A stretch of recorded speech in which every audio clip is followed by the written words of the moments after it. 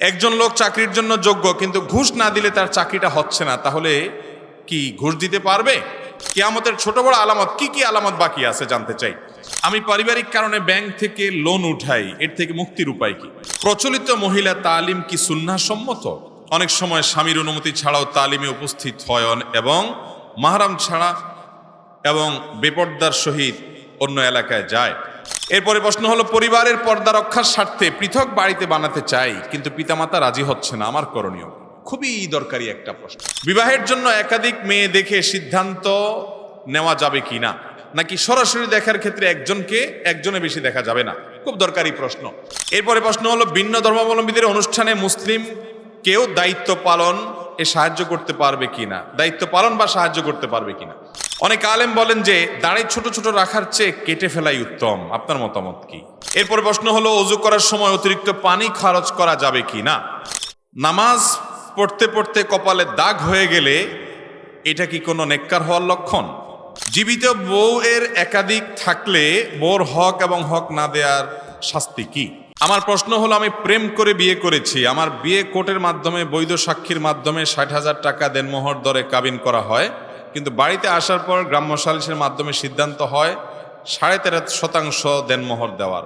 এখন আমার প্রশ্ন হচ্ছে, দেনমোহর আমাকে আদায় করতে হবে কোর্টের 60,000 টাকা, নাকি গ্রামের মানুষের জোর করে চাপিয়ে দেওয়া 13.5% টাকা? আমি নামাজের সময় একটা ছোট, সম্ভবত অ্যাঞ্জেনা সাপ দেখলাম, খুব ভয়ের সাথে নামাজ পড়লাম, নামাজের সাপ দেখাটা কি কোনো খারাপ আলামত বহন করে কিনা? এরপরে প্রশ্ন হলো, আমরা জানি খেলাধুলা হারাম, কিন্তু বিশ্বকাপ ফুটবল আয়োজক কাতার, সৌদি আরব সহ আর অনেক মুসলিম দেশ বিশ্বকাপে অংশ নেয়, এ ব্যাপারে হাদিস কি বলে? কোনো পিতামাতা যদি তার সন্তানের জন্য নেককার মেয়ে চিনতে না পারে, দুনিয়াবি শর্তে মেয়ে খোঁজ করে, তাহলে সন্তান যদি সত্যিকার ভালো নেককার মেয়ে পায়, তাহলে পিতামাতার অনুমতি ছাড়া একা বিয়ে করতে পারবে কি না? খুব জটিল একটা প্রশ্ন। এরপরে প্রশ্ন হলো, রাগের মাথায় অথবা ভুল বুঝে স্ত্রীকে তালাক দিলে পরবর্তীতে ভুল বুঝতে পারলে ওই স্ত্রীর সাথে আবার সংসার করার সুযোগ আছে কিনা? খুব দরকারি একটা প্রশ্ন। প্রথম প্রশ্ন, সমাজে ছোট বড় যে কোনো ব্যবসা করার জন্য বিভিন্ন ব্যাংক বা এনজিও গুলো থেকে অনেকেই ঋণ নিতে দেখা যায়, এর ভয়াবহতা কি? ঋণ থেকে মুক্তি পাওয়ার উপায় কি? দেখুন, ঋণ নেওয়া মৌলিকভাবে কোনো খারাপ কিছু না। আপনার আমার প্রিয় নবী সাল্লাল্লাহু আলাইহি সাল্লাম, তিনিও ঋণগ্রস্ত ছিলেন, ঋণ নিয়েছেন। শুধু তাই নয়, তিনি যখন দুনিয়া থেকে চলে যান, তার ওয়াফাতের সময়, তার দুনিয়া থেকে চলে যাওয়ার সময়, বিদায়ের সময়, তার যে লৌহ বর্ম ছিল, এটাও একজন ইহুদির কাছে বন্ধক দেওয়া ছিল। কিছু খাবার তিনি ঋণ নিয়েছিলেন তার বিনিময়ে। নেতা কাকে বলে দেখছেন? মদিনা রাষ্ট্রের নেতা খাবারের অভাব বাসায় নিজের গায়ের লৌহ বর্ম জমা দিয়ে খাবার নিয়েছেন, তাও অন্য ধর্মাবলম্বী আরেকজনের কাছ থেকে। দুনিয়া থেকে চলে গেছেন, নিজের পোশাক, নিজের লৌহ বর্ম সেটা জমা দেয়া আছে ঋণের জন্য। তাহলে ঋণ নেওয়া এটা মৌলিকভাবে মোটা দাগে দোষের কোনো বিষয় না। আমাদের দেশে অনেকে ঋণগ্রস্ত হয়ে গেলে সমাজের মানুষ তারে খারাপ বলে, যে বেচারা ঋণগ্রস্ত হয়ে গেছে, লোন হয়ে গেছে।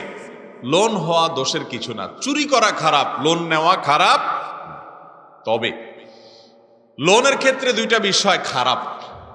এর মধ্যে সবচেয়ে বড় খারাপ, আল্লাহর জমিনে যত হারাম কাজ আছে, যত হারাম উপার্জন আছে, হারাম বক্ষণ আছে, হারাম বক্ষণের তালিকায় যত কিছু আছে, সেটা কুকুর হোক, শূকর হোক, শিয়াল হোক, অন্য যত হারাম খাদ্য হতে পারে, এই সব উপার্জনের মধ্যে সবচেয়ে নিকৃষ্ট হারাম হলো সুদের হারাম। সুদের হারামের মতো ভয়াবহ হারাম আল্লাহর জমিনে আরেকটা। যারা সুদ খেয়ে, সুদের কারবার করে চক্রবৃদ্ধি হারে লাভ করার জন্য টাকা লাগান। আপনাদের ময়মনসিংহ এলাকার এক মাহফিলে আসলে আমাকে একদিন বলল, ভাই কি গাছ লাগানো সম্পর্কে বললো, যে গাছ লাগানোর সম্পর্কে একটা মাসআলা দিয়ে না। বললো, গাছ লাগানো আবার কি? পরে বুঝাইতে বুঝাইতে উনি বুঝাইলেন যে গাছ লাগানো মানে হলো টাকা লোন দিয়ে সুদ নেওয়া, যে গাছ ঠিক থাকবে আবার সুদ পাইতে থাকবে, এটা হলো কি? এর গাছ লাগানো। এই গাছ লাগানি বলে না, যে নাম দেন।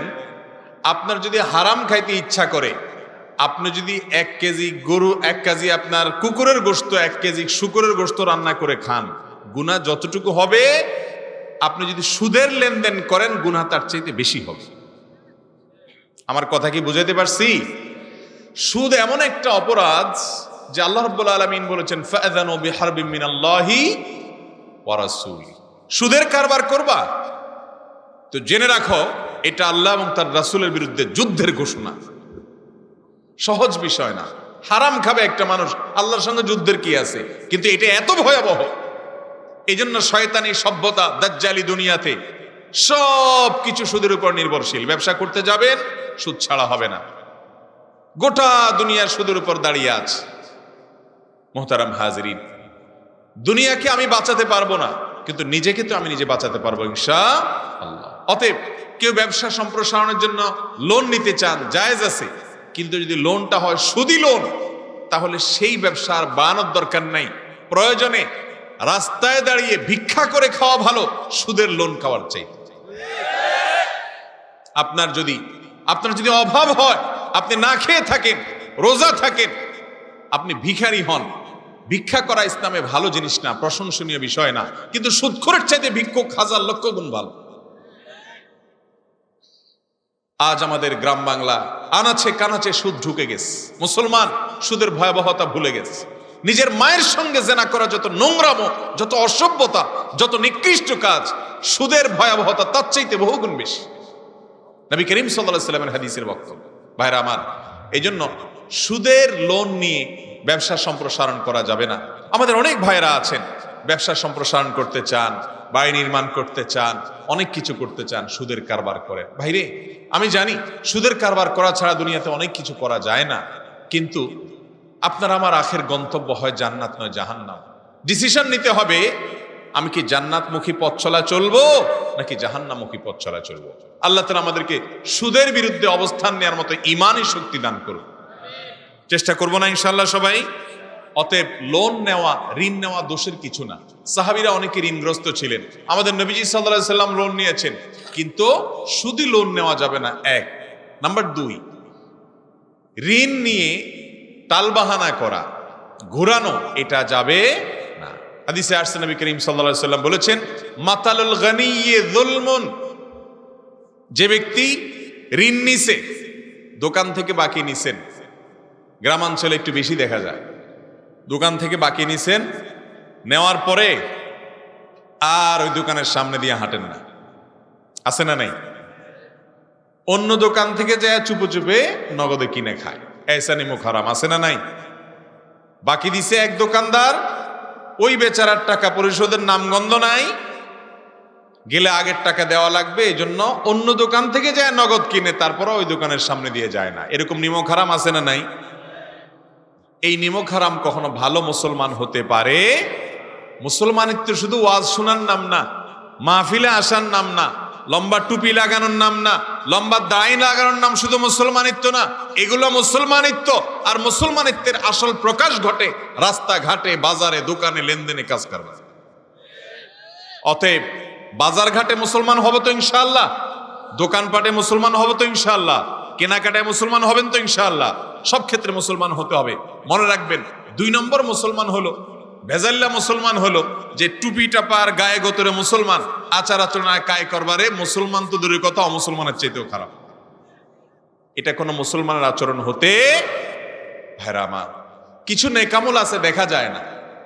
আমি নফল নামাজ পড়ি দেখা যায়, আমি টুপি দাড়ি পরি দেখা যায়, কিন্তু একটা মানুষ কারোর হক নষ্ট করে না, লোন নিয়ে ঘুরাঘুরি করে না, 2 নাম্বারই করে না, মিথ্যা কথা বলে না, প্রতারণা করে না, সুদের কারবার করে না, এগুলো দেখা যায় না।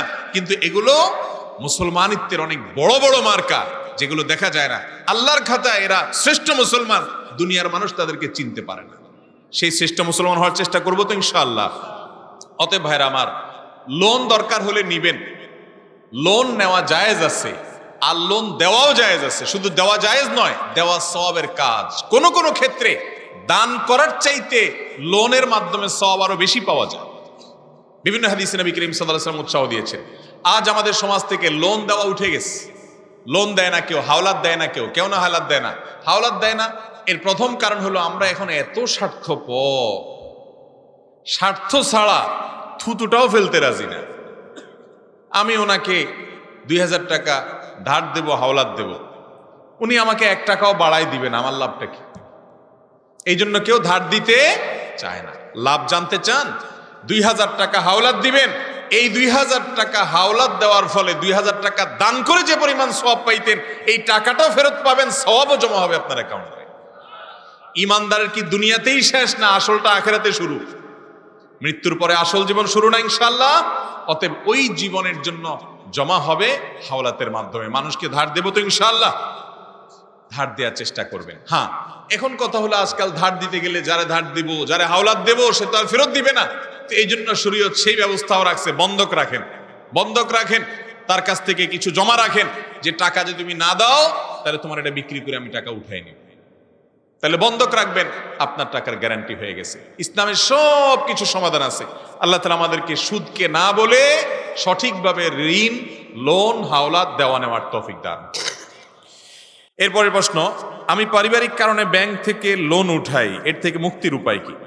যদি কেউ সুদি লোন করে ফেলেন, তুলে ফেলেন পরিবারের চাপে, বিভিন্ন চাপে, এখন তিনি বুঝতে পেরেছেন তিনি সুদের কারবারে জড়িয়ে গেছেন, হারাম, ভয়ঙ্কর হারাম। এই হারামে যারা লিপ্ত হবে কিয়ামতের ময়দানে শয়তান কারোর উপরে, দুষ্টজিন কারোর উপরে ভর করলে যেরকম হবে, এরকম দুষ্টজিন শয়তান ভর করার মতো, মাতালের মতো সে কিয়ামতের ময়দানে উঠবে। কোরআনের বর্ণনা। এরকম ভয়াবহ কাজ করে ফেলেছেন, বুঝতে পেরেছেন। এখন কাজ কি? আল্লাহ রাব্বুল আলামিন সে সম্পর্কে বলেছেন, ফামান জাআহু মাউইযাতুম মির রাব্বিহি ফান্তাহা ফালাহু মা সালাফ। আল্লাহর নির্দেশ, নিষেধ, ভয়াবহতা সুদের, হারাম সম্পর্কে জানার পর আপনি লজ্জিত হয়ে, অনুতপ্ত হয়ে ফিরে এসেছেন, আর করবেন না। এখন আপনি ফিরে আসার পর আগে যেগুলো করেছেন না জেনে, না বুঝে, আল্লাহ তাআলা সেগুলো মাফ করবেন ইনশাআল্লাহ। অতএব এখন তাড়াতাড়ি করে এই লেনদেন ক্লোজ করে সামনে আগায় যান। এরপর প্রশ্ন হলো, অজু করার সময় অতিরিক্ত পানি খরচ করা যাবে কি না? অজু করার সময় অতিরিক্ত পানি খরচ করা যাবে না। আমরা অনেকেই অজু করতে গিয়ে এই পাপটা, এই অপরাধটা, এই গুনাহটা করি।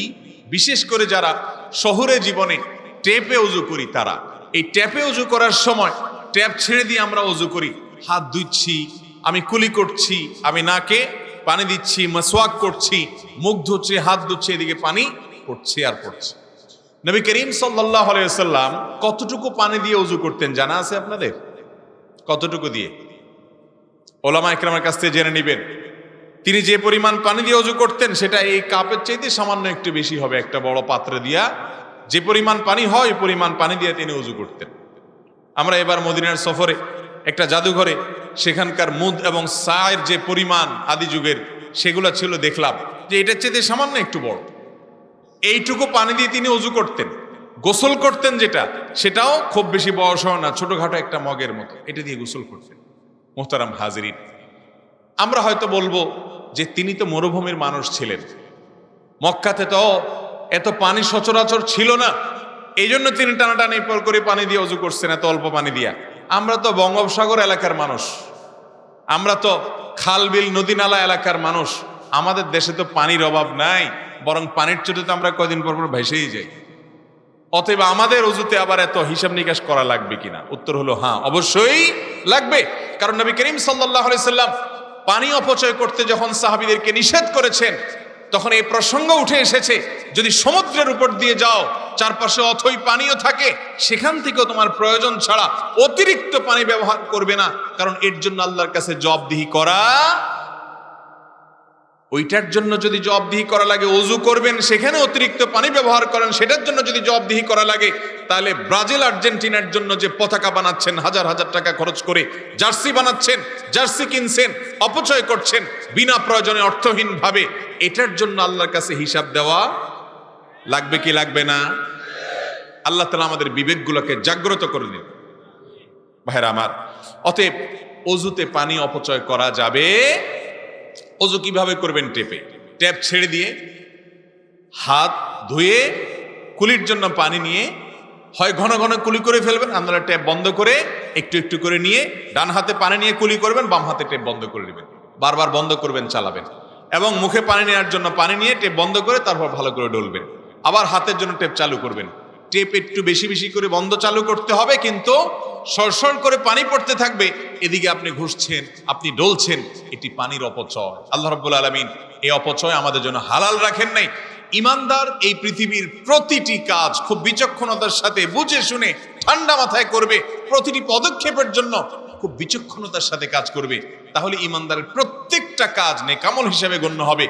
বেঈমান, যার ভিতর আল্লাহর প্রতি ঈমান নাই, যে আল্লাহর সামনে দাঁড়াতে হবে এ ব্যাপারে তার বিশ্বাস নাই, তার যা খুশিতে করতে পারে, কিন্তু ঈমানদার তার সব কাজ হিসাব করে করবে। অতএব ওযুতে পানি অপচয় করা যাবে, সবচেয়ে ভালো হয় যদি পারেন একটু মগে করে বদনায় করে বসে ওযু করেন, একটু একটু করে পানি ব্যবহার করেন। ভাইরা আমার, এই সময়টাতে এই কথাগুলো বড় বড় আমাদের কাছে বেখাপ্পা মনে হয়। বলে কি হুজুর, এত পানি আমরা উড়াই, এত নষ্ট করি, পানির ফোয়ারা বানায় আপনার সেখানে পানি দিয়া নাচন খেলা খেলে, বিভিন্ন রকমের তামাশা হয়, আর উনি বলে কিসের ওযুতে পানি করতে, একটু হিসাব করে করার জন্য। ভাইরা আমার, যারা জান্নাতে যাবে এই মানুষগুলো সমাজের মূল স্রোতের বাইরে চলা অল্প সংখ্যক মানুষ।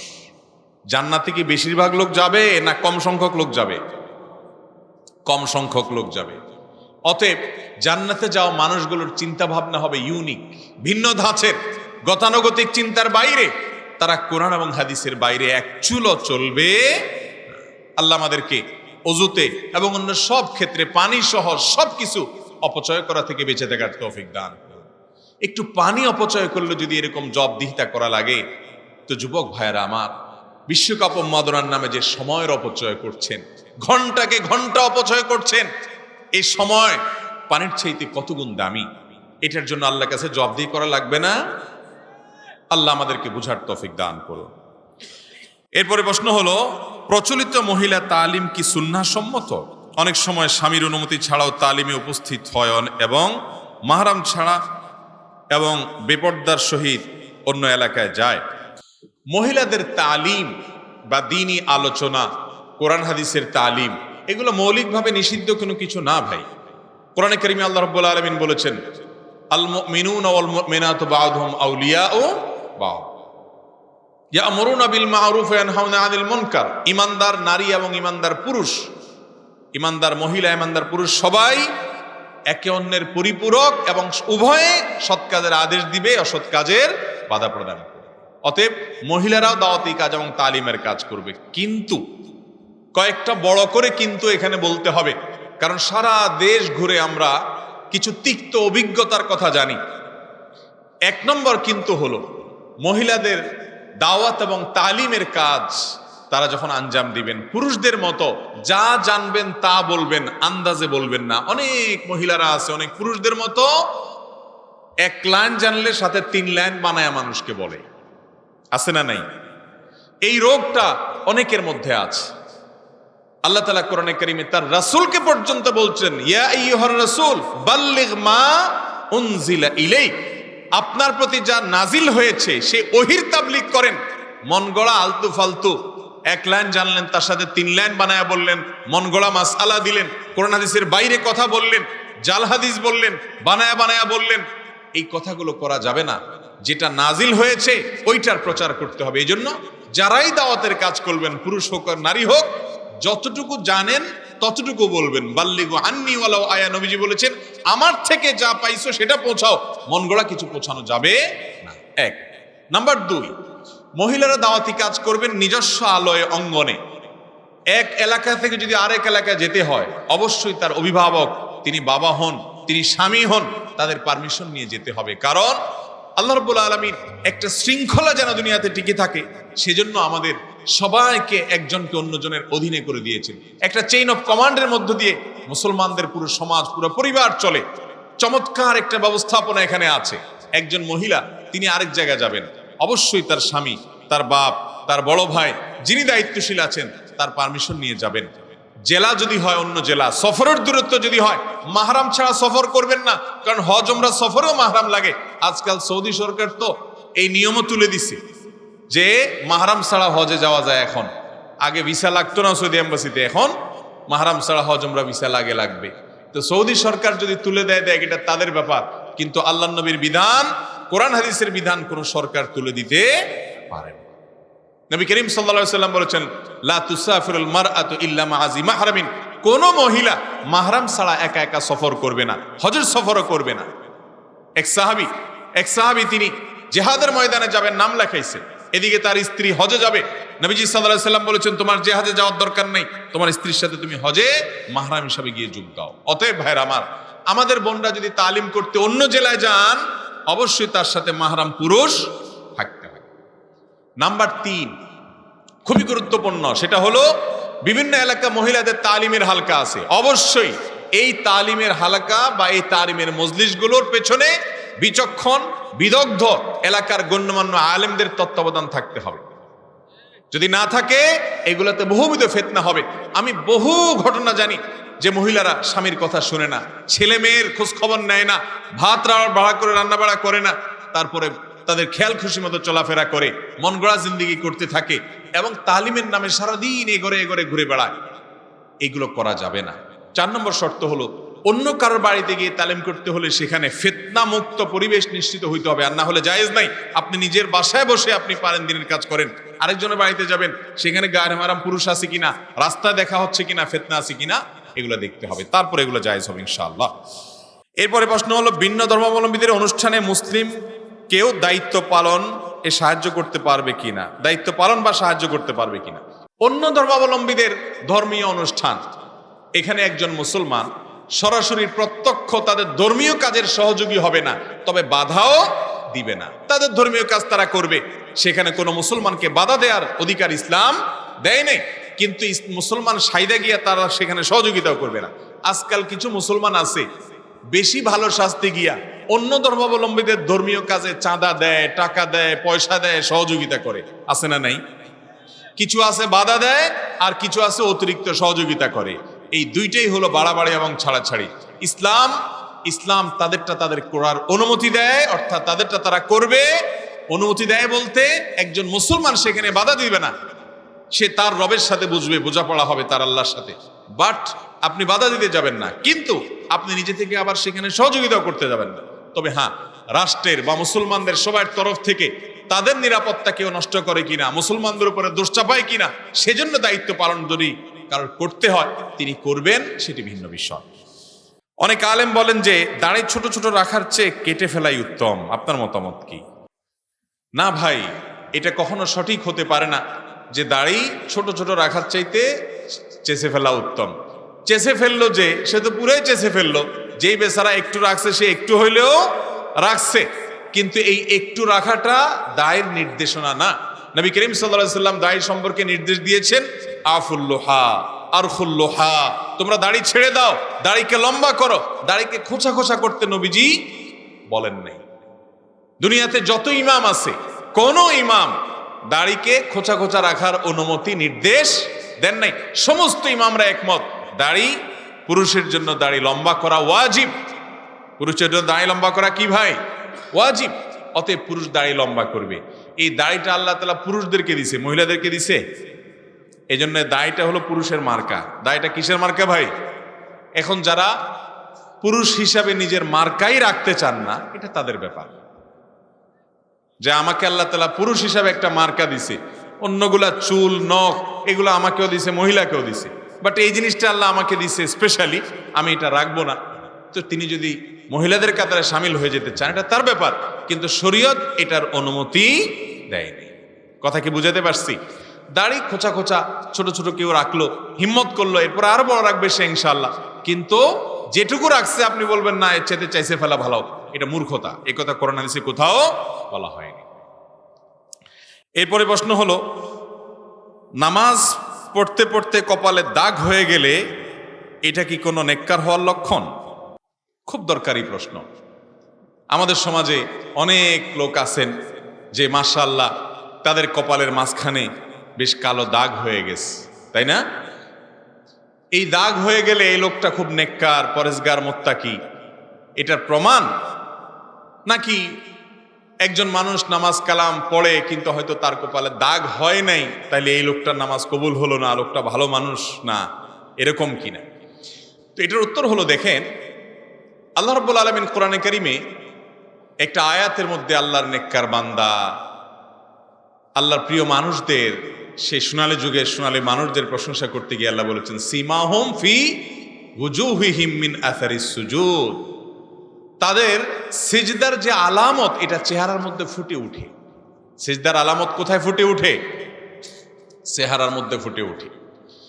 এই যে সাহাবায়ে কেরামের সিফত ছিল, গুণ ছিল, যে তারা যে সারাক্ষণ সিজদায় থাকে, বারবার সিজদায় যায়, আল্লাহর সামনে সিজদায় লুটিয়ে পড়ে, চেহারার মধ্যে তার আভা, তার আলামত ফুটে উঠে। এই আলামত বলতে কাকে বোঝায়?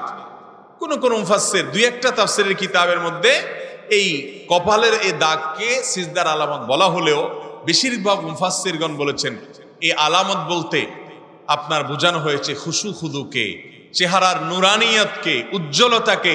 একজন কালো মানুষ হয়তো তার কপালে সেই মাঝখানে দাগও নেই, কিন্তু তার চেহারার মধ্যে নুরানি একটা আভা ইমানদাররা অনুভব করে, ফিল করে।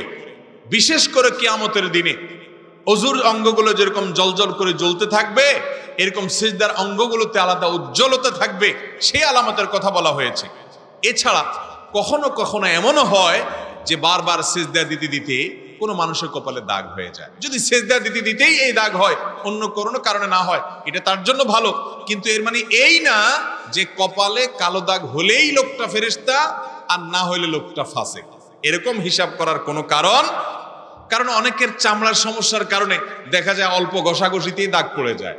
অনেকের চামড়া আবার দেখা যায় এরকম সমস্যা নাই, তিনি অনেক বেশি সিজদা দেন, আরো লম্বা সিজদা দেন, কিন্তু তার দাগ হয় না।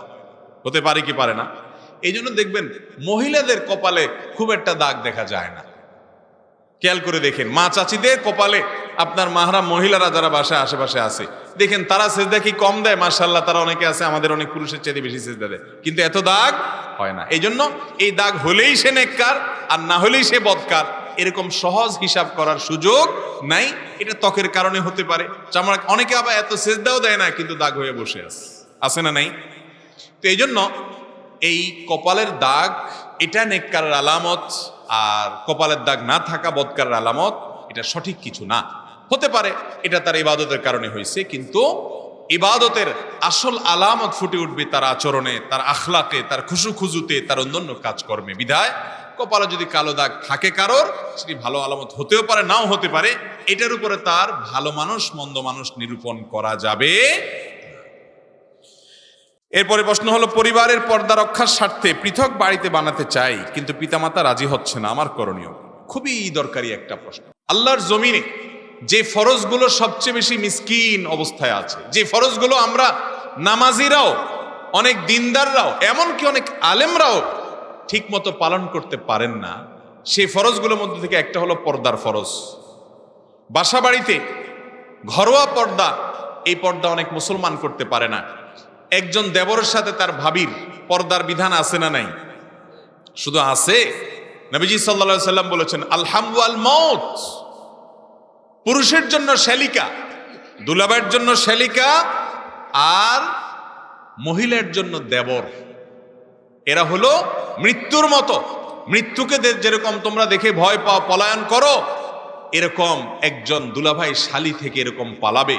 কারণ ফিতনার জায়গা, ঈমান নষ্ট হওয়ার জায়গায়, শয়তান শয়তানি করে এই জায়গায়, এই জন্য দূরত্ব বজায় রাখবে। আর আমাদের দেশের সবচেয়ে বেশি মাখামাখি, সবচেয়ে বেশি বাদরামো যার সাথে করে সে হলো শ্যালিকা। ভাইরা আমার, ভাবিরা সবচেয়ে বেশি আপনার ইয়ারকি, ফাজলামি, রসিকতা দেবরের সাথে করে, যেটাকে নবীজি সাল্লাল্লাহু আলাইহি ওয়াসাল্লাম মৃত্যু বলেছেন, যে মৃত্যুকে দেখে যেরকম মানুষ দূরে থাকে, এগুলো থেকে এরকম দূরে থাকবে। এগুলো না মানার কারণে আজকে ঘরে ঘরে অশান্তি, পরকিয়া এবং জেনা, ব্যভিচার ব্যাপক আকারে ছড়িয়ে পড়ছে, এবং সংসারগুলো খান হয়ে যাচ্ছে, কারণ নবীজির নির্দেশ মানছেন। ভাইরা আমার, এই জন্য যারা আল্লাহকে ভয় করেন, কিয়ামতের প্রতি ঈমান রাখেন, শুধু নামাজ পড়লে ফরজ আদায় হয়ে যাবে, একমাত্র দায় মুক্ত হয়ে গেলেন তা না। নামাজ ইসলামের মূল কাজ, পড়বেন, এর পাশাপাশি পর্দার ফরজও আপনাকে মানতে হবে। অনেক মুরব্বী আছেন যে আপনার পুত্রবধূ, বড় ছেলের বউ, তার সাথে আপনার ছোট ছেলের পর্দা করতে আপনি বরং নিজে বাধা দেন, আছে না নেই? নিজে নামাজ পড়ে আবার ছেলেকে পর্দা করতে, বৌমাকে পর্দা করতে দেয় না। এগুলো জাহালাত এবং মূর্খতা। নামাজ পড়া যে আল্লাহ ফরজ করেছেন, এই পর্দার বিধানও সে আল্লাহ ফরজ করে দিয়েছেন। এই জন্য আপনার কোনো ছেলে বিয়ে করেছেন, একই সংসারে একই ঘরে যৌথ পরিবারে পর্দা করা কঠিন হয়ে যাচ্ছে, তারা আলাদা ঘর করতে চাইলে তাদেরকে সাহায্য করেন, সহযোগিতা করেন। আর ছেলেরাও মনে রাখবেন যে পর্দার খাতিরে যদি আলাদা থাকাও লাগে, কিন্তু বাবা মাকে, ভাই বোনকে, ছোট ভাই বোনকে কখনো ভোলা যাবে না, তাদের দায়িত্ব ঠিকই আদায় করতে হবে। অতএব এই দুইটা জিনিসকে ব্যালেন্স করতে হবে। আর যদি একই যৌথ ফ্যামিলি থেকে পর্দা করা যায়, খুবই ভালো। আমরা ছোটবেলায় দেখেছি, আপনারা অনেকে মুরব্বীরা দেখেছেন, আজকাল এগুলো চলে যাচ্ছে সমাজ থেকে, যে যৌথ ফ্যামিলিতে থাকলে বাহির থেকে কোনো পুরুষ আসলে গলা আওয়াজ দিয়ে ঢুকতো। আপনাদের এলাকায় আছেন, ছিল না? গলা আওয়াজ দিয়ে ঢুকতো, সালাম দিয়ে ঢুকতো, যাতে করে মহিলারা একটু সাইড হয়ে যায়। আজকাল এগুলো নাই, অনেকটা উঠে যাচ্ছে ভাইরা আমার। তো এই জন্য এই পর্দা করতে কোনো ছেলে চাইলে, তারা আলাদা থাকতে চাইলে তাদেরকে সহযোগিতা করা উচিত, এবং একসাথে যদি পর্দা করার সুযোগ থাকে তো সেটাও করা উচিত। পেনশন ও ডিপিএস ফান্ডের মূল টাকা উত্তোলনের সময় বাধ্যতা বৈধ পাওনাটুকু পর্যন্ত পাওয়া যায় না। তো আপনার লিগ্যাল কোনো বৈধ কোনো পাওনা আদায়ের জন্য, সেটা ডিপিএস হোক, পেনশন হোক, বা যেটাই হোক, এটা আদায়ের জন্য ঘুষ ছাড়া যদি উঠাইতে না পারেন, তাহলে বাধ্য হয়ে ঘুষ দিছেন, এর জন্য আপনার গুনাহ হবে না, কারণ আপনি নিরুপায় হয়ে দিছেন। এবং এই টাকা যেটা উত্তোলন করলেন, আপনার হক হালালি টাকা, যেটা উত্তোলন করতে গিয়ে ঘুষ দিতে হলো, ওই মূল টাকা দিয়ে হজ করতে অসুবিধা নাই, ভালো কাজ করতে সমস্যা নেই ইনশাআল্লাহ। বিবাহের জন্য একাধিক মেয়ে দেখে সিদ্ধান্ত নেওয়া যাবে কি না, নাকি সরাসরি দেখার ক্ষেত্রে একজনে বেশি দেখা যাবে না? খুব দরকারি প্রশ্ন। বিয়ের ক্ষেত্রে নবী করিম সাল্লাল্লাহু আলাইহি সাল্লাম বলেছেন, ফানজুর ইলাইহা, কাউকে বিয়ে করার জন্য সিদ্ধান্ত নিবা, তাকে দেখে নাও। দেখে নিলে দুইটা লাভ নবীজি সাল্লাল্লাহু আলাইহি সাল্লাম বলে দিয়েছেন। এক, কারণ ওই মেয়ের মধ্যে কোনো ত্রুটি থাকতে পারে, চেহারা, ছবি, অন্য কিছুতে, যেটা তোমার পরে খারাপ লাগবে, আগে ভাগে দেখে নাও। একই কথা মেয়েও ছেলেকে দেখে নিবে। আর দ্বিতীয়ত হলো ফাইন্নাহু আহরা আন ইউদামা বাইনাকুম, হাদিসের ভাষ্য, বিয়ের আগে যদি দেখে নেওয়া হয়, তাতে পারস্পরিক সম্প্রীতি, ভালোবাসাটা এবং মুগ্ধতাটা একটু বেশি হয়। এই জন্য বিয়ের আগে দেখে নেওয়াটা সুন্নাহ, নবীজি সাল্লাল্লাহু আলাইহি সাল্লামের নির্দেশ। এখন কথা হলো, বিয়ের আগে দেখা যাবে, এর মানে কি রাস্তায় যত মেয়ে যাবে সবগুলোকে বিয়ের নিয়ে একবার দেখবেন? কি বলেন? বিয়ের আগে দেখা যাবে এর মানে কি সারা জগতে যত মেয়ে আছে বিয়ের নিয়ত করে করে দেখে বেড়াবেন? বিয়ের আগে দেখবেন এর মানে হলো, এই মেয়ের বায়োডাটা নিলেন, তার 14 গোষ্ঠী সব তথ্য নিলেন, সবকিছু জানলেন, সব বেটে বলে হইলো, পারিবারিক ভাবে এবং ব্যক্তিগতভাবে সব বোঝাপড়া পছন্দ হলো, শিক্ষা দীক্ষা অন্যান্য সবকিছু মিলে গেছে। এখন আপনি ফাইনাল ডিসিশন নেবেন। তো ফাইনাল ডিসিশনেরও আগে আপনার মা যাবে, আপনার বোন যাবে, মহিলারা যাবে, তারা দেখে দেখে পছন্দ করছে। এখন শুধুমাত্র আপনার চয়েস হলে ফাইনাল হয়ে যায়, তো শেষ মুহূর্তে যে আপনি দেখবেন, এটা হলো সুন্নাত। এখন এমনও হতে পারে যে সব হয়ে গেছে, এখন আপনি দেখতে গেছেন, দেখার পর আপনার চয়েস হলো না, তাহলে কোনো অসুবিধা নাই, আপনি আরেক জায়গায় আরেক মেয়ে দেখতে পারবেন। কিন্তু অনেক ছেলে আছে প্রবাস থেকে যখন বিশেষ করে আসে, দেশেও অনেকে আছে এরকম, যে সারা দেশের সারা এলাকার মেয়ে আর একটাও বাদ রাখেনি, সারা দিন শুধু ঘুরে বেড়ায়, 500 টাকার নোট একটা করে ঝুলায়া এর 500 ধরায় দেখে, ওই বাড়িতে আরেক মেয়ে দেখে 500 ধরায়া ওই বাড়িতে। এরকম বদভ্যাস আছে না নাই অনেকের? একটা মেয়েকে দেখে যখন আপনি চলে যান, সামাজিকভাবে এই মেয়ের পরিবারের মনটা ছোট হয় না? অতএব আপনি আগে অন্য সব দেখেন, ডিসিশন নেন, বোঝাপড়া করেন, এরপরে ফাইনাল ডিসিশনে যে মেয়েকে দেখেন। হুটহাট করে মেয়ে দেখলেন যেখানে সেখানে, এবং এক মেয়েকে 5 বার 7 বার 5 জন 7 জন দেখে যায়, তখন মানুষ মনে করে যে মেয়েটা ত্রুটি আছে, কেন সবাই বিয়ে করছে না।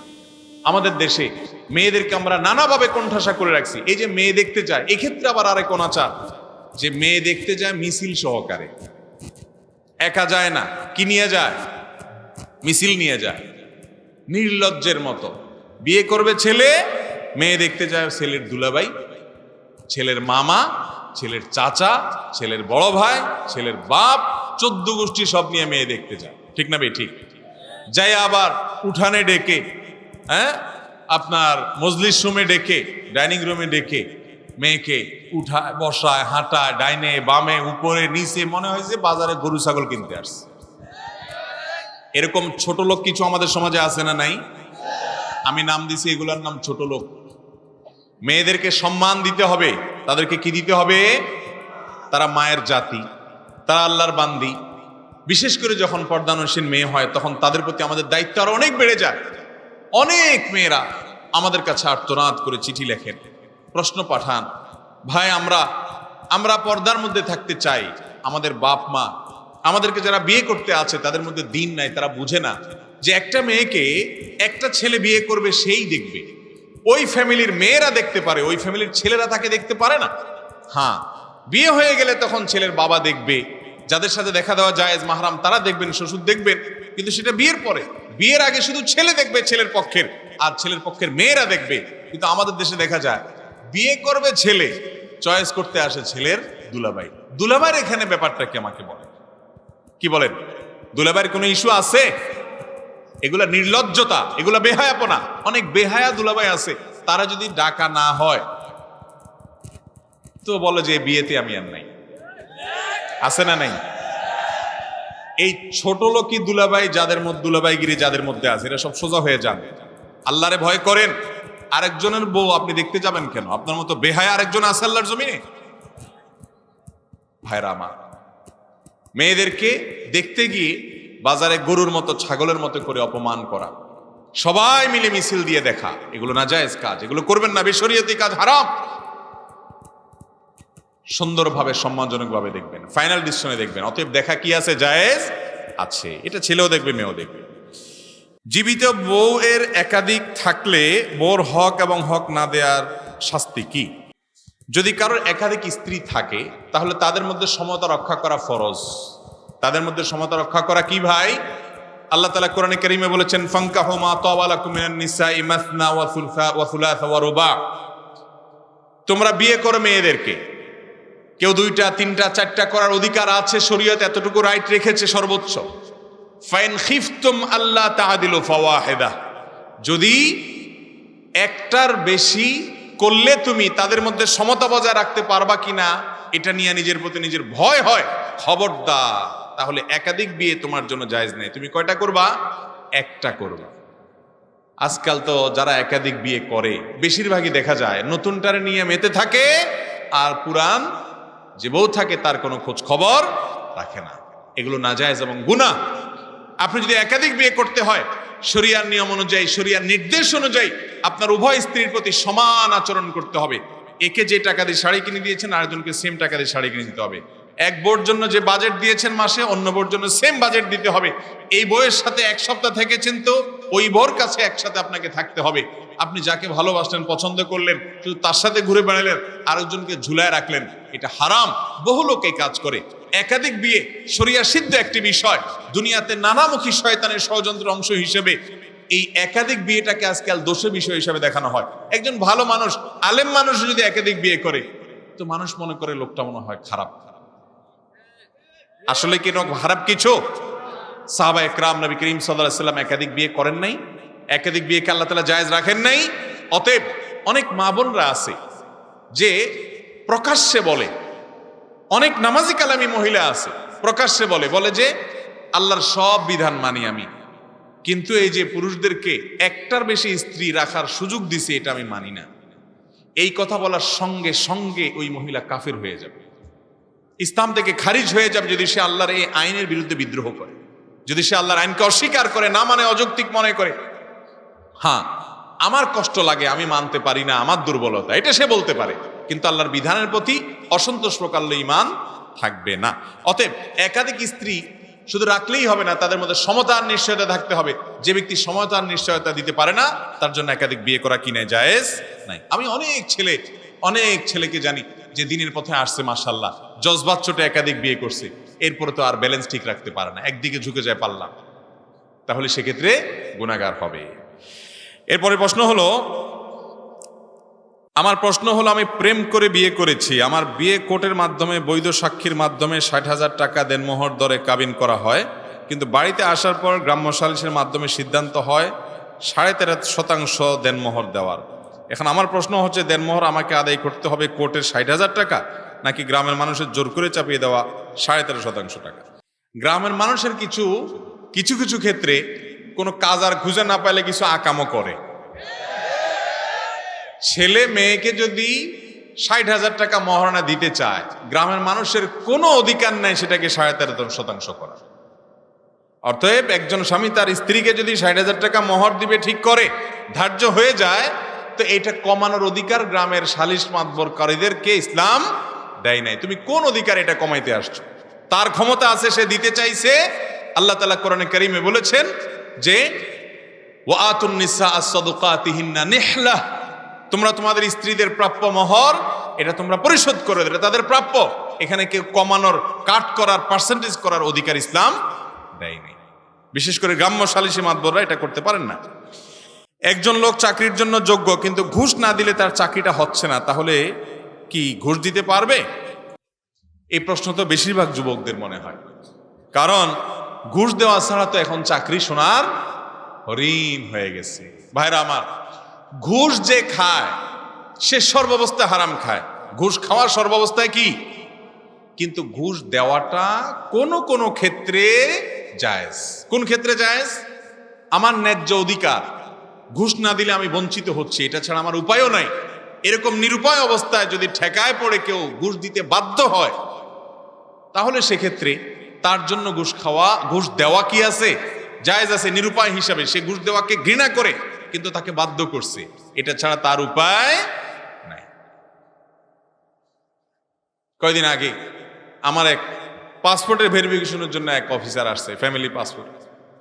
তো তার যে উপরস্থ অফিসার আমার পরিচিত, তো উনি জানে বাইদি বাই ঘটনা, বলে যে হুজুরের পাসপোর্ট আছে। কিন্তু আসছে সে আইসা বলতেছে, হুজুর আমাদের স্যার তো আপনার ভক্ত, আপনার পরিচিত, সব ঠিক আছে, কিন্তু এই কাজটা আনতে আমার কিছু টাকা দিয়ে আনতে হয়েছে, এখন আমার পুঁজিটা তো অন্তত দিবেন, অতিরিক্ত না দেন পুঁজিটা তো অন্তত দিবেন। তো এরকম যদি নিরুপায় হয়ে যান আপনি, যে ঘুষ ছাড়া আপনার কাজ হচ্ছেই না, তাহলে সেক্ষেত্রে আপনার জন্য ঘুষ দিয়ে চাকরি নেওয়াটা জায়েজ আছে। তবে যদি আপনি ঘুষ দিয়ে ২ নম্বর সুবিধা আদায় করেন, আজকাল যারা ঘুষ খায় এদের চাইতে ঘুষ দেওয়ান্যাদের দোষ কম নাই, কোনো ক্ষেত্রে বেশি। যেমন আমি একটা এক্সাম্পল দেই, অনেক অফিসার আছে বেচারা ঘুষ খাইতে চায় না, তারা জোর করে ঘুষ খাওয়ায়। এনবিআর এর চাকরি করে এরকম আমার অনেক পরিচিত ভাইরা আছেন যারা হালালি চলার চেষ্টা করেন। তারা আমাকে বলে, ভাই আমরা যে পদে চাকরি করি, আমাদের ক্লায়েন্ট কাস্টমার বা আমাদের কাছে যাদের কাজ থাকে, ফাইলপত্র ঠেকা থাকে, এরা টেনশনে পড়ে যায় কোনো হুজুরের পোস্টিং হলে, বলে যে এই দুষ্ট বেটা তো ঘুষ খাবে না, কাজ কেমনে আদায় হবে। তারা দোয়া করতে থাকে যেন আমরা ঘুষটা নেই, অর্থাৎ ঘুষ না নিলে তাদের অবস্থা খারাপ।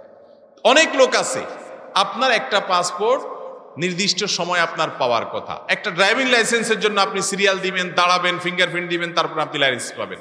আপনি সিস্টেম অনুযায়ী গেলে হয়তো একটু কষ্ট হবে, সময় লাগবে, কিন্তু না, আপনি চাচ্ছেন শর্টকাট পথে, কোনাকুনি পথে।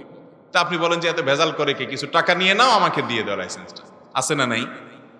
এই ঘুষ দেওয়া কোন অবস্থাতে জায়েজ হবে? আজকাল সব ক্ষেত্রে আমরা মনে করি যে ঘুষ দেওয়া জায়েজ। জি না, আপনি নিরুপায়, আপনার ন্যায্য অধিকার আটকায় দিছে, ঘুষ দেওয়া ছাড়া দিবে না, আপনার এটা ছাড়া চলেও না, তখন আপনার জন্য ঘুষ দেওয়া জায়েজ হতে পারে। আপনি নিজে অবৈধ সুবিধা আদায় করার জন্য অফিসারকে ঘুষ দিয়া তারপরে সেটা আদায় করলেন, এটা জায়েজ নাই। অতএব ঘুষ যারা খায় সেই প্রাপ্ত উপার্জনটা হারাম এবং তার উপরে লানত বর্ষিত হয়ে থাকে। আল্লাহ আমাদেরকে বোঝার তৌফিক দান করেন।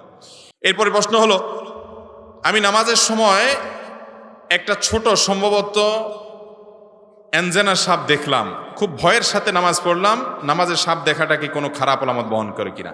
এটা যদি স্বপ্নে দেখেন, স্বপ্নে সাপ বা হিংস্র জীবজন্তু দেখলে কোনো ক্ষেত্রে সেটা শত্রুতা বোঝায় যে আপনার কোনো শত্রু আছে। আবার অনেক সময় বরং বেশিরভাগ ক্ষেত্রে হিংস্র কোনো জন্তু আপনাকে দৌড়াচ্ছে, সাপে দৌড়াচ্ছে, বাঘে দৌড়াচ্ছে, এরকম দৃশ্যগুলো যখন দেখেন, সেটি দুইটার কোনো একটা হওয়ার সম্ভাবনা খুব বেশি থাকে। এক, শয়তান মানুষকে নাজেহাল করার জন্য, পেরেশান করার জন্য দেখায়, অযথা স্বপ্ন, এগুলো ব্যাখ্যাহীন স্বপ্ন, শুধু পেরেশান করার জন্য করে।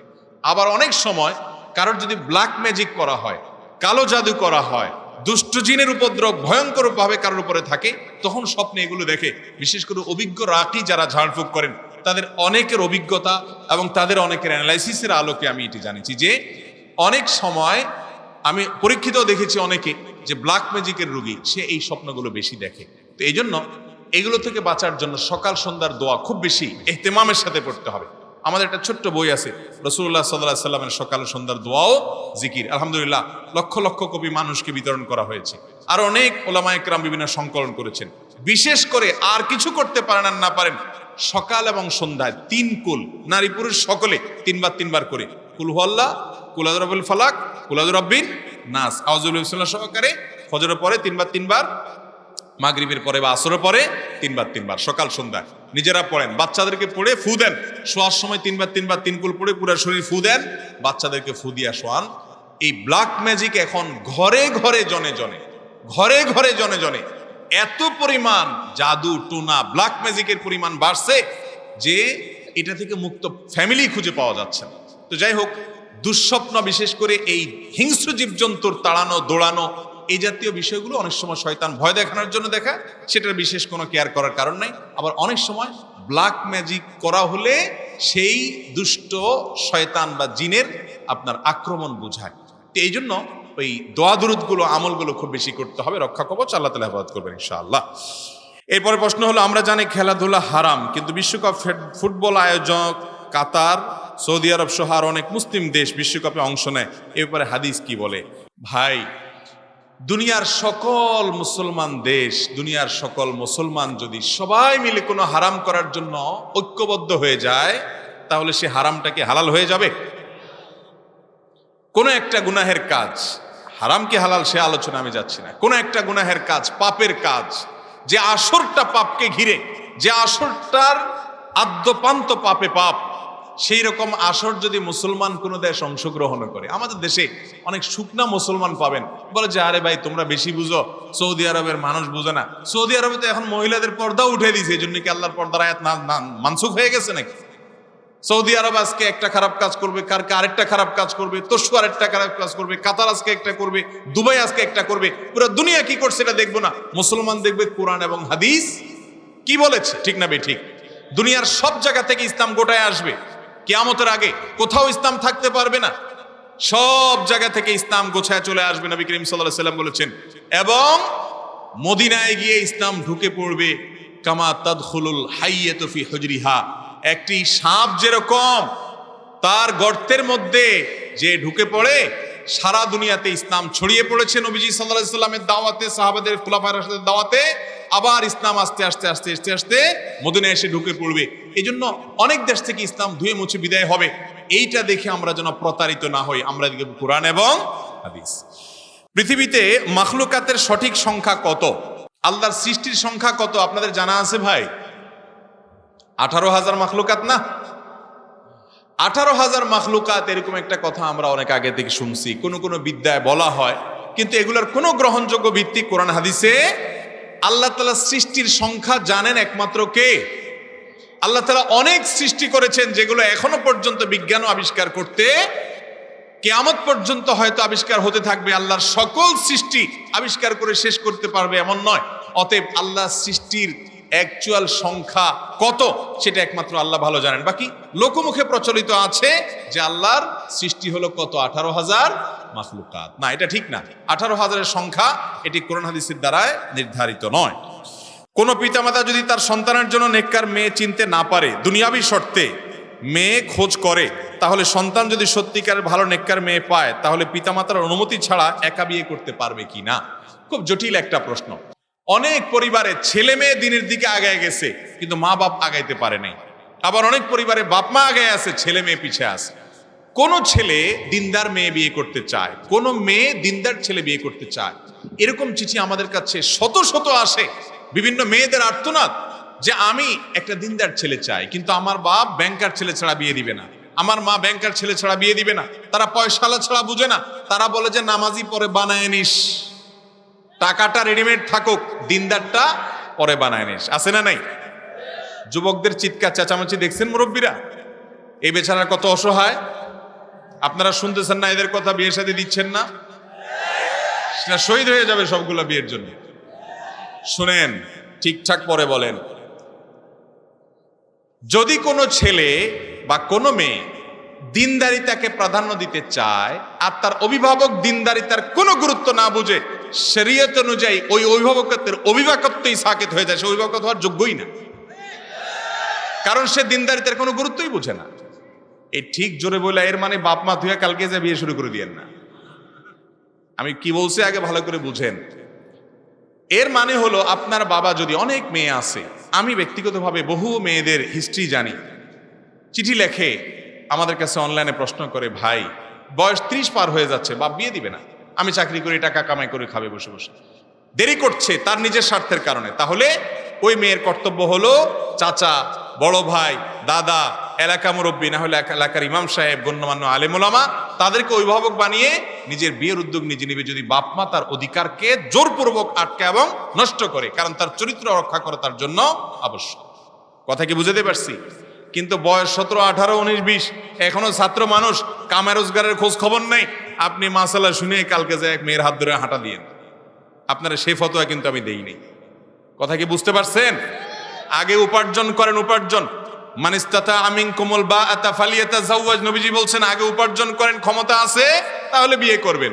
ছাত্র মানুষ, আপনি বলেন আমি ইমান আমল হেফাজত করতে পারি না, তুই ইমান আমল হেফাজত করতে পারেন না, বদনজরের হেফাজত করেন, নজরের হেফাজত করেন। আপনি বদনজর দিলে তো ইমান আমল নষ্ট হওয়ার উপক্রম হবে, আগে নিজেকে কন্ট্রোল করেন। এরপরেও পারেন না, উপার্জন শুরু করেন, তারপরে বাপ মাকে কনভিন্স করেন, তাও লাইন করতে পারতেছেন না, এবার আলেমদের কাছে আসেন, ফতোয়া দিলে ব্যক্তিগতভাবে আপনার অবস্থা অ্যানালাইসিস করে তারপর আপনি বিয়ের উদ্যোগ নিন। হুটহাট করে এই যার তার হাত ধরে হাঁটা দিয়েন না, এরপরে কয়দিন পরে আফসোস করুন। এই জন্য ভাইরা আমার, যুবক ভাইরা, নিজেদের চরিত্র হেফাজতের জন্য প্রথম কাজ হলো চোখের হেফাজত। প্রথম কাজ কিসের হেফাজত? ফেসবুকে, ইউটিউবে চোখের হেফাজত করেন, হারাম সম্পর্কগুলো থেকে দূরে সরে আসেন। দ্বিতীয় কাজ হলো উপার্জন শুরু করে দেন। 3 নম্বর কাজ হলো মুরব্বী বাপ চাচাকে বোঝানোর চেষ্টা করেন। যদি বুঝাইতে না পারেন, হুজুরদেরকে ফুসলায় ফসল, হুজুর তাড়াতাড়ি বিয়ে করার কি ফজিলত, আমার আব্বাকে বুঝান। নবীজি সাল্লাল্লাহু আলাইহি সাল্লাম বলছেন, তোমাদের ছেলে মেয়েরা বিয়ের উপযুক্ত হলে তাদেরকে উপযুক্ত পাত্র পাত্রী পেলে দেরি করিও না, বিয়ে দাও। যদি না দাও তাহলে দুনিয়াতে ফিতনা সয়লাভ হবে, দায়ী হবে বাপ মা। এটা হুজুর বুঝাবে। আমি পল্টনে এক হোটেলে উদ্বোধনের অনুষ্ঠানে গেছি, এক যুবক ছেলে তার বাপরে হাত ধরে আমার কাছে নিয়ে আসছে, আয়সা বলতেছে, হুজুর আপনার আমি বহুত খুঁজছি, আজকে আল্লাহ মিলাই দিছে, আমার বাপ বহু বলতেছে আমার বিয়ে করায় না, আজকে সামনে পাইছি, আপনি বলেন। আমি চিন্তা করলাম, আল্লাহ এইরকম বেহায়া ছেলে বাপ একদম ধরে ফেলছে। তো এরকম যদি হিম্মত থাকে ধরে বাপরে নিয়ে আসতে পারেন, তাহলে ইনশাল্লাহ বুঝাই দিব। রসিকতা নয়, হাসার বিষয় নয়, সিরিয়াস কথা। আমাদের সমাজে আজকাল জেনা করা সহজ হয়ে গেছে, বিয়ে কঠিন হয়ে গেছে।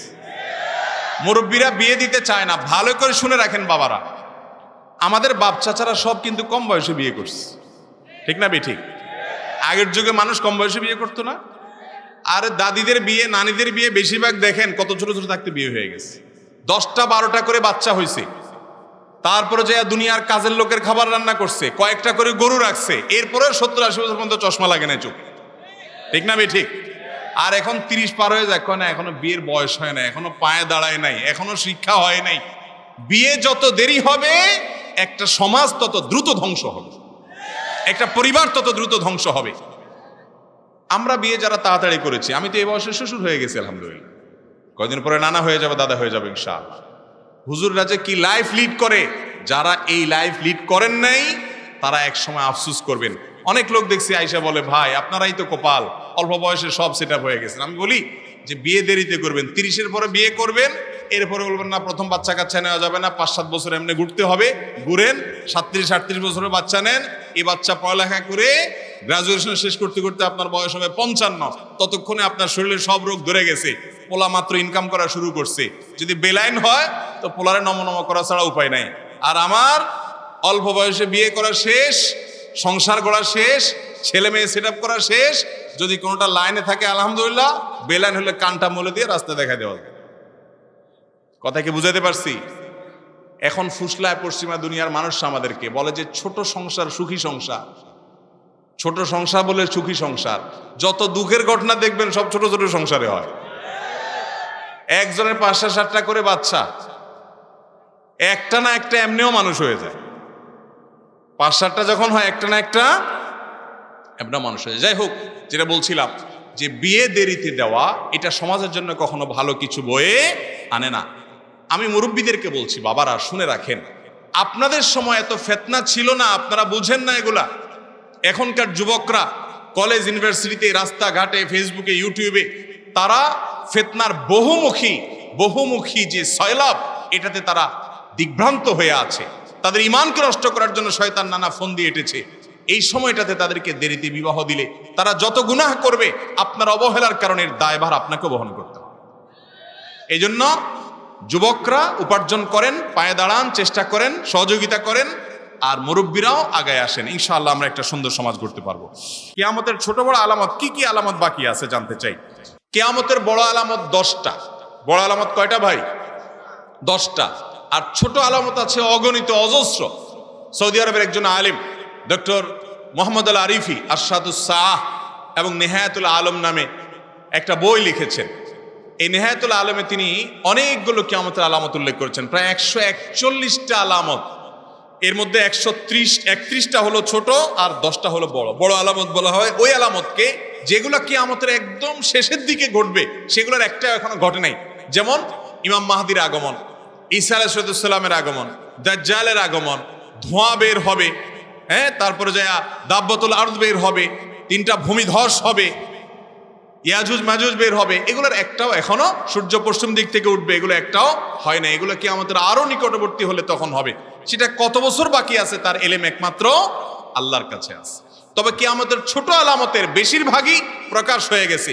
ওই 131টা আলামত আমি একবার অ্যানালাইসিস করার চেষ্টা করেছি, ওইটাকে বাংলায় সংক্ষেপ করেছি। আমি দেখেছি ম্যাক্সিমাম আলামত জাহির হয়ে গেছে। তার ভিতরে একটা আলামতের কথা আপনারা প্রসিদ্ধ জানেন, ওয়ান তারাল হুফাত আল উরাত আল আলাত আয়েশা ইয়াতাতাওয়ানা ফিল বুনিয়ান।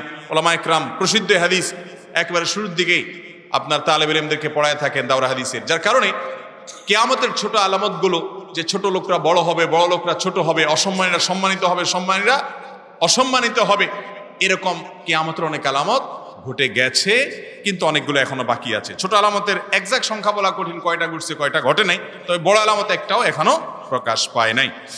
এরপরে প্রশ্ন হলো, রাগের মাথায় অথবা ভুল বুঝে স্ত্রীকে তালাক দিলে পরবর্তীতে ভুল বুঝতে পারলে ওই স্ত্রীর সাথে আবার সংসার করার সুযোগ আছে কিনা? খুব দরকারি একটা প্রশ্ন ভাইরা আমার। আমি সব সময় সব জায়গাতে বলার চেষ্টা করি, যারা বিয়ে করেছেন, যারা বিয়ে করবেন, একটা নসিহত খুব কান খাড়া করে শুনে রাখেন। সেটা হলো, স্বামী স্ত্রী যত মনোমালিন্য হোক, যত গন্ডগোল ফাসাদ লাগুক, যত ইউক্রেন রাশিয়ার চাইতে মারাত্মক যুদ্ধ লাগুক, সব করেন, আল্লাহর ওয়াস্তে তালাক শব্দটা উচ্চারণ করবেন না। আমি কি বুঝাইতে পারছি? ওলামা ইকরাম এখানে আছেন। সালাসুন জিদ্দুহুন্না জিদ্দুন ওয়া হাজলুহুন্না জিদ্দুন। 3টা বিষয় এমন আছে, দুষ্টমি করে করে, হাসতে হাসতে, রসিকতা করতে করতে আপনি বলবেন রাগের চোটে করে ফেলছি, এটাতেও তালাক হয়ে যাবে। এই 3 জিনিসের একটা হলো তালাক। খুব ভয়াবহ একটা বিষয়। আমি প্রায় বলি, ভাই বউয়ের সাথে খুব রাগারাগি হয়েছে, মেজাজ খুব গরম হয়ে গেছে, বউ বেশি উল্টাপাল্টা করে ফেলছে, সীমা লঙ্ঘন করে ফেলছে, সহ্য করতে পারতেছেন না, এটা ধাক্কা দিয়ে দেন, একটা চিমটি দিয়ে দেন, একটা শক্ত কথা বলে দেন। খবরদার তালাক শব্দটা এভাবে বলবেন না। কারণ তালাক যদি আপনি মুখ দিয়ে উচ্চারণ করে বলে ফেলেন যে তোমাকে তালাক দিলাম, এটা যদি বলে ফেলেন তাহলে তালাক হয়ে যাবে। সারা দুনিয়ার আলেমরা সব একসাথে হয়েও ওই তালাক ঠেকাইতে পারবে না। অনেক এলাকায় আছে, তালাক দেওয়ার পরে হুজুর ডেকে আনে, বলে হুজুর একটু তওবা পড়ায় দেন। তো হুজুরে আবার তওবা পড়ায় দেয়, যে আস্তাগফিরুল্লাহ ওয়া আতুবু ইলাইহি, ঠিক আছে তওবা তওবা, হুজুর একটু খাওয়াই টাওয়াই দেয়, আবার একসাথে থাকে।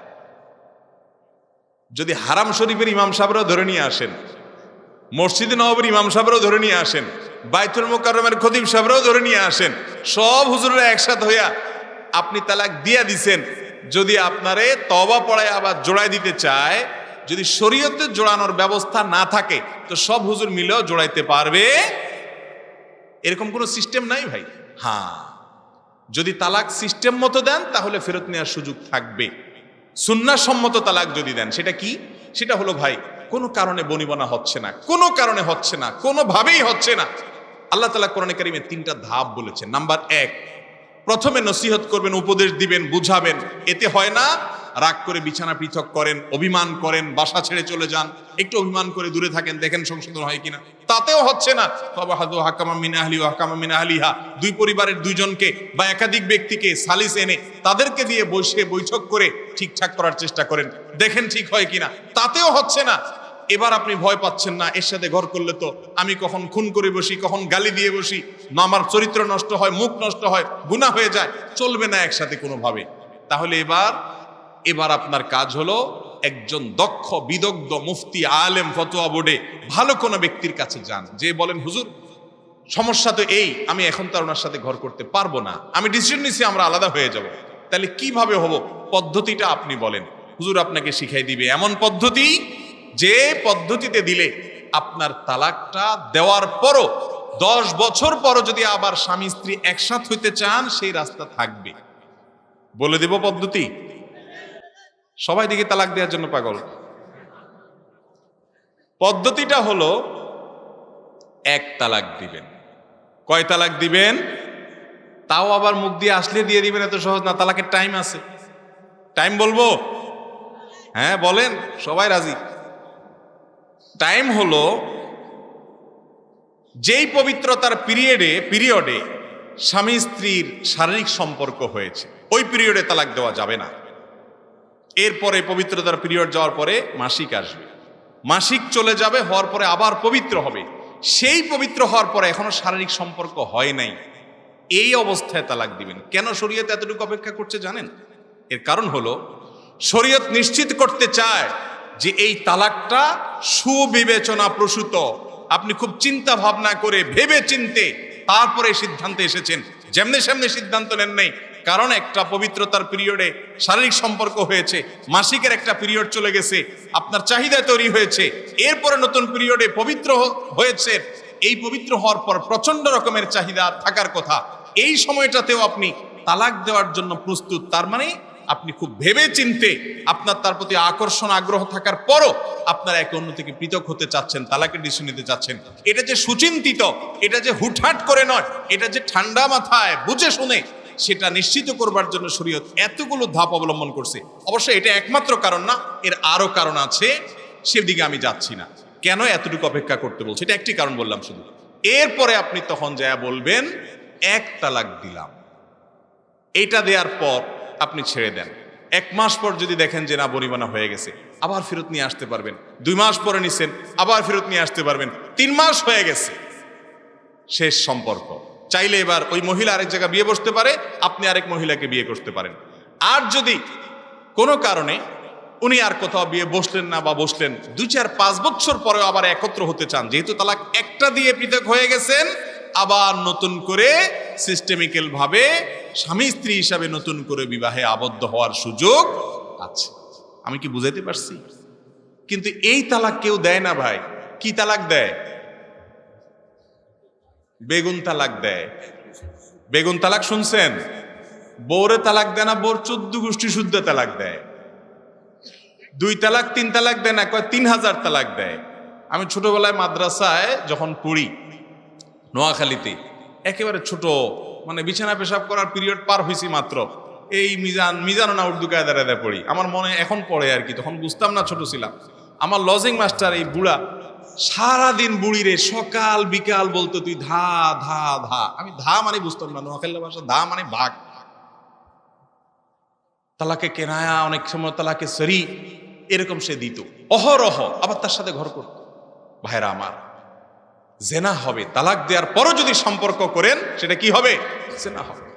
এই জন্য তালাক দেওয়ার পর যদি স্বামী স্ত্রী দুজন আবার মিলেমিশে থাকতে চান, তাহলে যেভাবে বললাম সেভাবে দিবেন, 1 তালাকের বেশি না। এবং সেটা পরামর্শ করে মুরব্বীদের সাথে, বিচক্ষণ লোকদের সাথে। খবরদার, আবারও বলছি, রাগ হয়ে 2টা ধাক্কা দিয়ে দেন, অন্যায় হয়ে গেলে আপনার বিচার হবে, জোরে ধাক্কা দিছেন।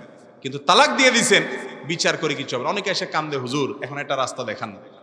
প্রায় সময় আমাদের মসজিদে আসে, তালাকের ফতোয়া শোনার পর আমার নিজেরই খারাপ লাগে। 2টা 3টা বাচ্চা আছে, হাফেজ ছাত্র আছে, ছেলে আছে, দেখা যাচ্ছে স্বামী স্ত্রীর মধ্যে তালাক হয়ে বসে আছে। 3টা তালাক হয়ে গেছে, জীবনে বারবার একই কাহিনী করছে, বারবার করছে। অনেক প্রবাসী আছে, দূরের থেকে মোবাইলে ফোনে বউর সাথে কথা বলে চুলের তো নুন বেশ কম হয়েছে, বোর 14 গোষ্ঠীর শুদ্ধা পুরা 1.5 শুদ্ধা তালাক দিয়ে দেয়। আছে না নাই? আমি বলি ভাই, মাথা বেশি হট হয়ে গেলে মোবাইলটা বন্ধ করে চুপচাপ বসে থাকেন 3 দিন, দেখবেন মাথা নর্মালে আসছে। অনেকে আছে বউয়ের সাথে রাগারাগে যখন হয় তখন মোবাইলে আরো টাকা লোড করে এবার আবার কল দেয়, মানে ঝগড়াটা কন্টিনিউ করার জন্য।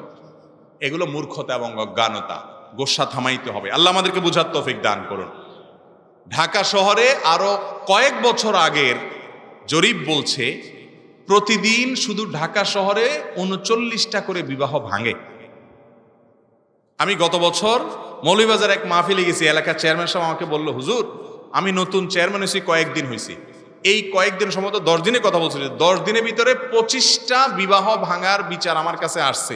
আর আমার কাছে যেগুলো আসলে সেগুলোর সংখ্যা আমি জানি। ঘরে ঘরে খানখান হয়ে যাচ্ছে, ধৈর্য নাই, সহ্য নাই। বউয়ের একটু উলটপালট হচ্ছে, তালাক মেরে দিচ্ছে ছোট লোক স্বামী, আর ছোট লোক স্ত্রী স্বামীর উলটপালট হয়েছে, বলে যে তোমার সংসার থেকে বাপের বাড়ি গেলাম। আল্লাহ তাআলা আমাদেরকে ধৈর্য সহ্য দান করো। জানেন, ধৈর্যশীলদের জন্যই জান্নাত। ইন্নামা ইউওয়াফাস সাবিরুনা আজরাহুম বিগাইরি হিসাব। ধৈর্যশীলদেরকে আল্লাহ অগণিত দিবেন। আস-সাবরু সাওয়াবুহু আল জান্নাহ। অধৈর্যশীলের জন্য জান্নাত আসে। অতএব ধৈর্য ধরবেন তো ইনশাআল্লাহ।